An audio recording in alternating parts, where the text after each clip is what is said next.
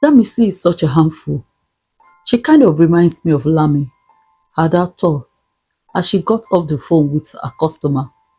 It was about 2 weeks to Mr. and Mrs. Onitilo's 40th wedding anniversary, and there had been a lot of correspondence between Ada and the couple's children, especially Damisi, who introduced her to the family after she had baked her wedding cake 4 years ago. Damisi, unknown to her, had been Ada's first big break as a baker. She had come into Ada's tiny shop at the end of a small street in Okelewo when she was packing up to close for the day. Damisi had an aura of confidence and forceful presence that made her never go unnoticed. "Hi!" she had called out to Ada, who was sitting behind a small desk that also served as her work table. Ada was excited as she stood up, thinking she was there to buy the remaining snacks she made. "What do you want to buy, ma?" Ada asked excitedly. I usually drive through this street and I've noticed this shop. I have even bought snacks here several times. I like the fact that your environment is neat and your snacks well displayed in the show glass. Oh, and your snacks are heavenly," that Mrs. said, chuckling while Ada stared at her, pleasantly surprised. Thank you, thank you," Ada stuttered slightly. "Do you bake cakes?" that Missy asked. "Yes, I do." "That's good. Can you make a sample for me? I'll pay you for it." She was glancing around the tiny, stuffy shop. "I can do that. Please sit." She pulled out the second chair in the shop apart from hers that was behind the desk and handing her a small hand fan with a sheepish smile. "Thank you," that Mrs. said, taking her seat as Ada moved to open the shop's sliding glass door fully. "Please, what's the occasion?" Ada asked as she pulled out her writing materials and a professional cake catalogue. "It's my wedding," she said. Ada gasped. "I was driving past and had this strong conviction to come and order for one here. But before I do that, you will make me a sample. Don't worry, I'll pay for it," she said again for emphasis. Ada was pleased. Of course she could make the cake, but no one had ever presented her with the opportunity, not even among her church youth group. She had learnt early in life that your greatest support doesn't usually come from your inner circle. They booked a day for a mini wedding cake and sampling testing. Ada prayed like never before and poured out her soul into making the mini wedding cake. Damisi paid her well and got her mom and fiancé to taste it. They were quite impressed. Damisi's mom had exclaimed particularly about how well Ada paid attention to details as she looked at the cake.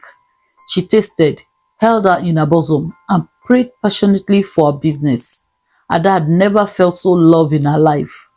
Eventually, they gave her the contract to bake the wedding cake. Ada had to go to one of her mentors in the industry.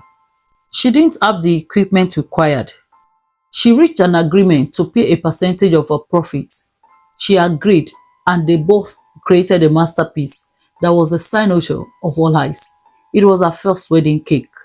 The joy and delight on the faces of the couple, family and friends on the wedding day once the cake was on full display was a beautiful sight to behold. The testimony and review were quite impressive and made the joint effort and profit sharing worth it. After that Mrs. wedding, orders began to pour in, and now she had customers as far as Lagos, Ibadan and beyond. She has secured a deal with a church to bake the cake for monthly birthday anniversaries of members. She moved to a bigger space about 2 years after, investing in baking equipment and a minivan for her business. God indeed was good to her, considering how she got to Abeokuta. She looked at the work clock and was surprised at the time she had spent daydreaming.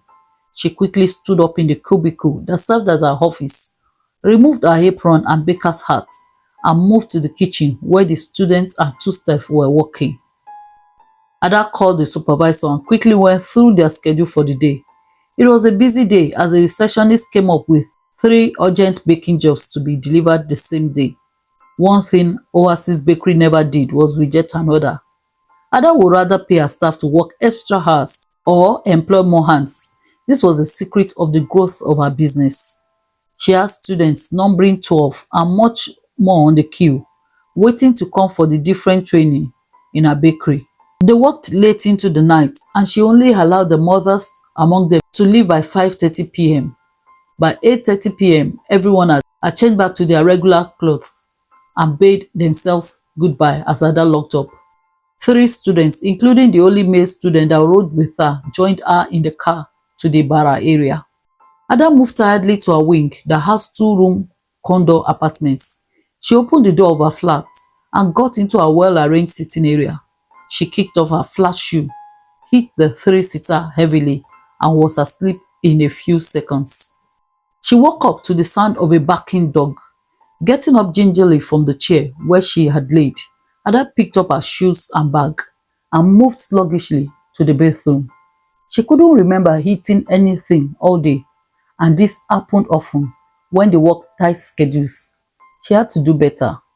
Once she was done having a bath, the alarm on her phone went off. She picked it up and realized it was a few minutes past 11 p.m. She had set her alarm to remind her to start the Onitilos cake the next day. She opened the small fridge in her kitchenette and brought out the leftover salad she had eaten in the morning. She missed Joss, especially the salad.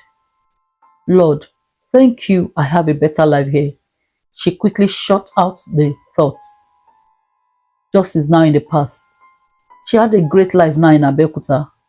She sat at the dining table in her small living room to finish up her late dinner as she played some gospel songs from her phone on the boom speaker. After she had finished the meal and started praying with the music in the background, she thanked God for her life, her business, her staff, her faith, her customers and all. She prayed in the Holy Ghost, moving around the sitting area. At a point, she sat on the chair, and it was some hours afterward that she realized she had slept off. She dragged herself to the single bedroom, laid on the bed and was asleep in few minutes. Her phone alarm rang at 5:30 a.m. Her day had started, and she knelt beside her bed to pray. She prayed for some 30 minutes, moved to clean her already neat apartment. But it was a habit that had been ingrained in her from childhood. You cannot be the daughter of Mary Ruga and be untidy. Ada sighed as the memory of her mom kicked in. She hated the memory of her mom slipping into her thoughts. She fixed herself some sandwiches. Breakfast was a must for her, as her days were unpredictable. She could go all day without taking another meal besides the breakfast she had in the morning.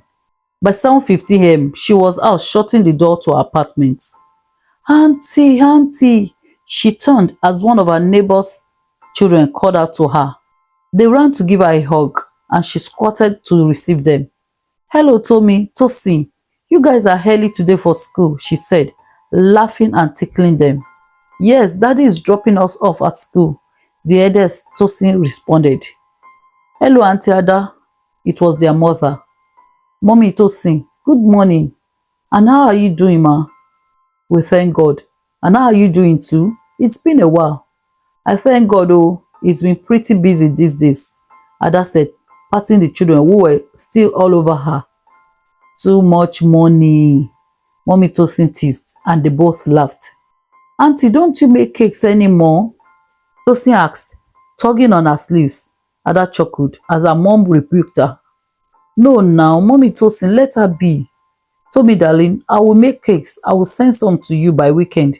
Is that okay?" The little girl nodded excitedly, and their mom ushered them to their dad's waiting car. "Mom, she makes the bestest cake," Tommy exclaimed. "The best, Tommy, not bestest." Ada shook her head and smiled. She waved to some of the neighbors as she moved toward her car. She had formed a relationship with Tosin and Tommy's mom when she walked into Oasis Bakery to order a cake for one of her daughters. She found out she owned the bakery, and they since became good friends. A large chunk of her share of the cakes shared among the bakery staff was reserved for her neighbors and the children. In less than an hour, Ada was at the office, and there was a challenge awaiting her.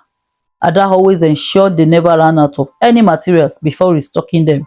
But on this day, the supervisor had failed to raise a requisition for sugar and cooking gas.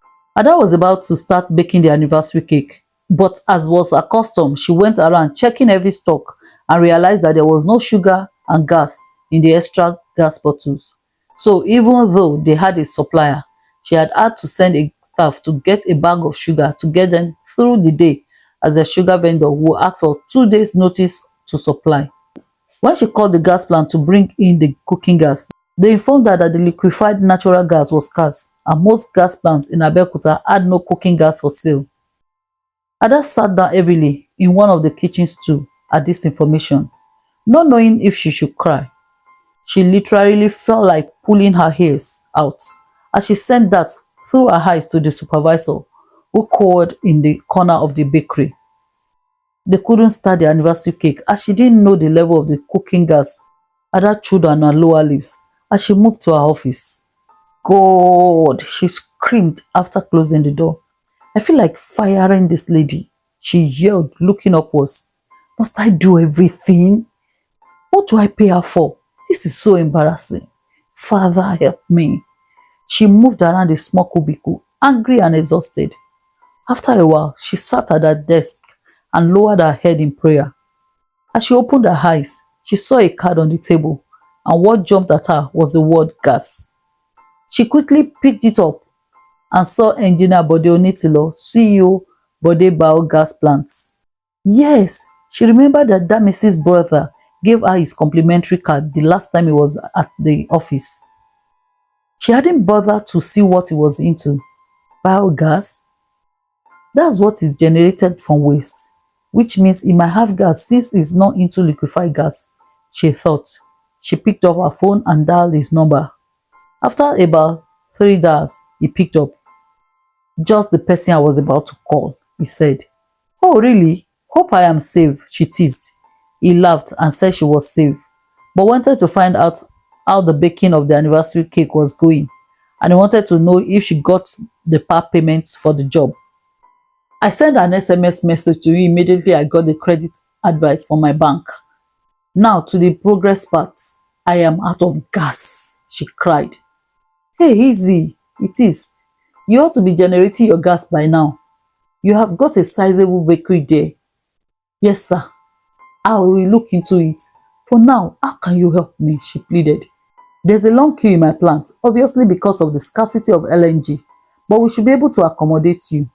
I don't turn my back on family and friends, he said in mock arrogance. Ada was laughing. Why? You're so kind, my lord, she replied, teasing him as both of them cracked up. Let me just head down to your place right now. I am coming with 2 gas bottles of 50 kg each, she said as she grabbed the minivan keys from the drawer. Oliver twist. He teased her. I hope you can find your way. Yes, I have your address here on the card. I know Abeokuta like the back of my hands, she replied. Okay then, I'll be expecting you. Call me once you get to the plant.